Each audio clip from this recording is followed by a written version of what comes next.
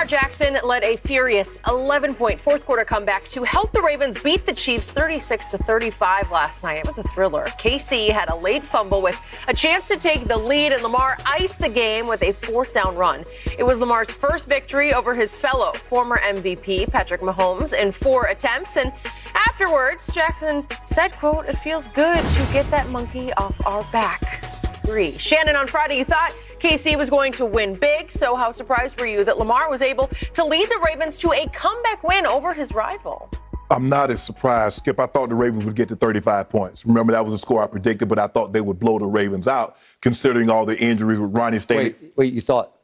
Not the Ravens, Kansas City. Kansas City would get to 35. I got it. Kansas City would get to 35, and they would blow the Ravens out, considering all the injuries that they had. Right. They were moving Bill on the waiver from right tackle back to left tackle. 35-17. Okay. Yes.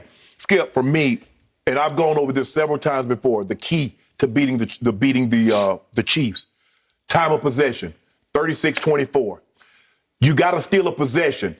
Even though Mahomes threw an interception earlier, it was at the end of the game, that possession with Clyde Edwards-Helaire when he fumbled the football. You also need, Skip, you need your best player to be your best player. And that's what he was last night.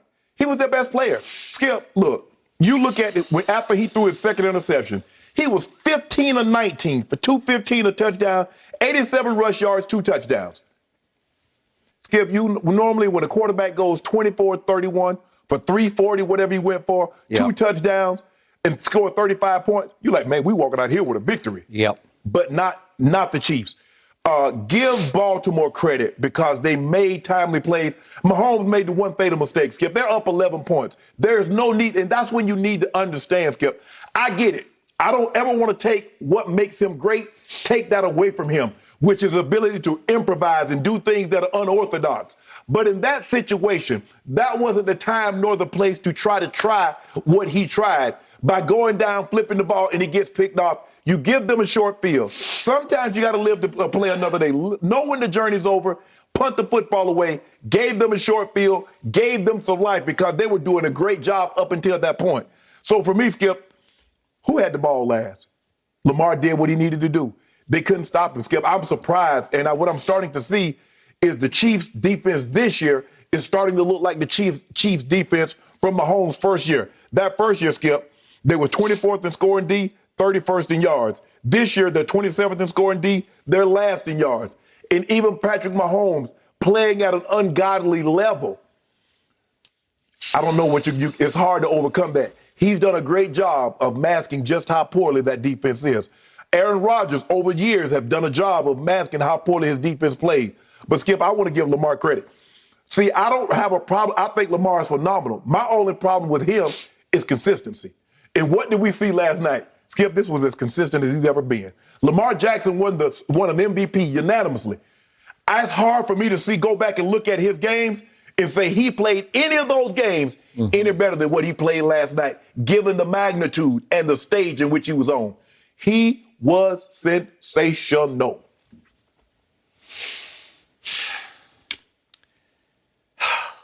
I cannot tell you how much I agree with your last line because I have believed in this young man a little more than you have over the time we've been together. Mm-hmm. What I love the most about Lamar Jackson was on full display last night. He will fight you to the death. His competitive backbone is as strong as any I have ever seen. And we got to see him compete at the highest level with his nemesis, with his, as he said the last time he lost Mahomes, his kryptonite. Mm-hmm. And he knew it. And if you had told me that he would get off to the start he got off to and overcome it, I would have laughed because you cannot do this even at home against Patrick Mahomes.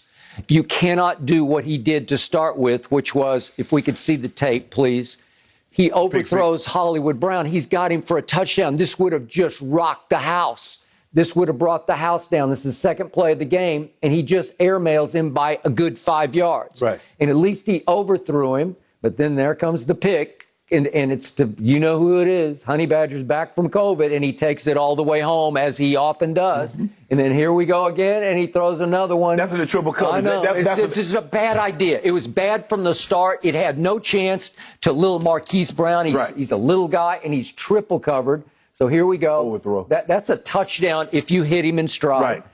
And then that's again. I thought Sammy Watkins slipped a little bit on the play, but still, it's just not a good idea. And the other one's a really bad idea. This is his worst decision of the night. Okay.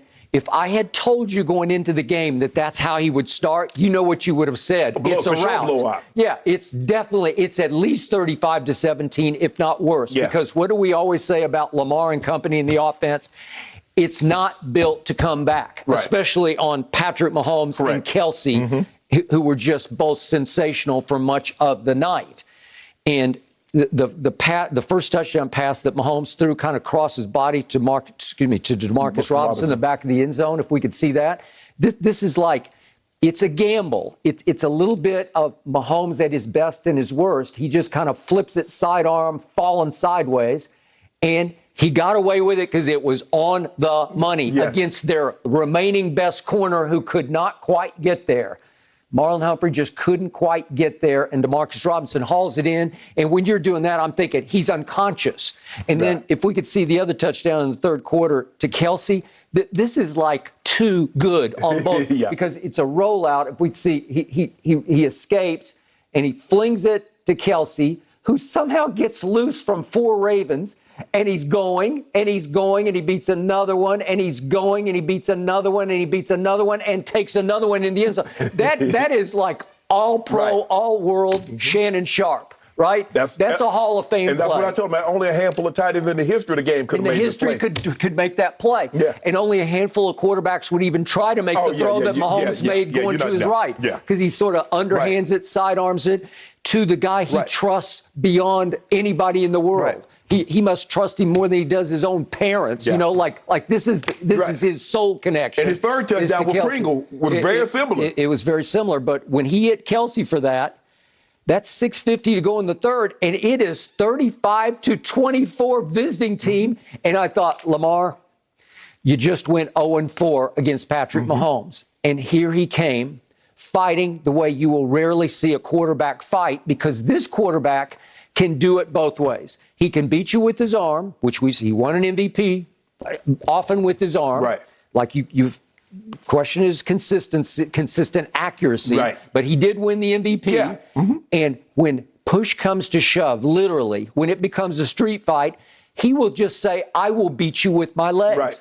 And I love our man Michael Vick, but I have never seen anything like this man running the football. It's crazy. Because he's so much bigger than Michael and so much more physical than Michael. And again, I don't know how many years he's got playing football the way he's playing it, but he didn't really put himself in terrible harm's way. Right. I didn't see him get into a situation where I thought, oh, Lamar, that took a year off your career, right? Right. But he's doing a better job of getting down and getting out of bounds. Occasionally last night, he tried to run somebody over. I was like, Lamar, you don't need to do that. Okay. But he's just trying to get them back in the game, and here he came.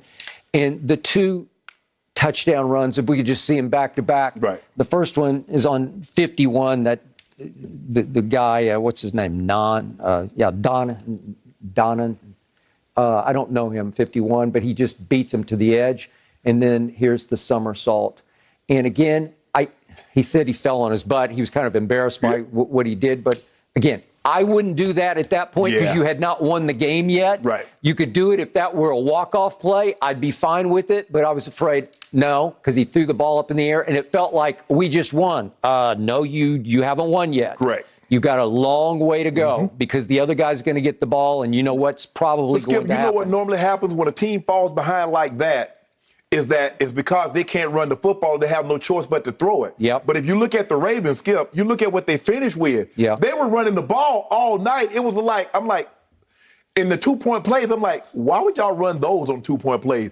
Just put the ball in Lamar's hands and say, Lamar, go do what you do. He missed one of them. Now, he did hit Marquise Brown for 1 2-point, and they called Zeitler for downfield, Right. and it looked like he just kind of got shoved upfield by his own Right. the guy who blew past him. Right. And it was a bad call to me, but they missed on both their 2 points. Usually when that happens, you're probably going to lose the game. And that's why I hate going for 2 points, Skip, especially because I feel like you always got to chase the points now. Okay. Once you miss it, you got to chase the point. All right. So then, obviously, your man gets the ball back, and here he comes, and it goes all the way down to the 126 mark, and they're in field goal range. They have a 50-yard field goal set up. And he got conservative, Skip. That cost him. Yep. And he hands it to his little running back, and he will regret that to his dying day because that kid, they're a high pick. Yep. He just flashes in and knocks the ball loose, and he recovered it. Right.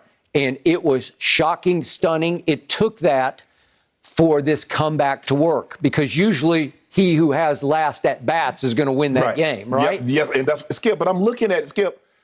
Edwards-Helaire had 12 carries for 45 yards at that point. Why are you running him? Patrick Mahomes had just gone down the field in the blink of an eye. He had.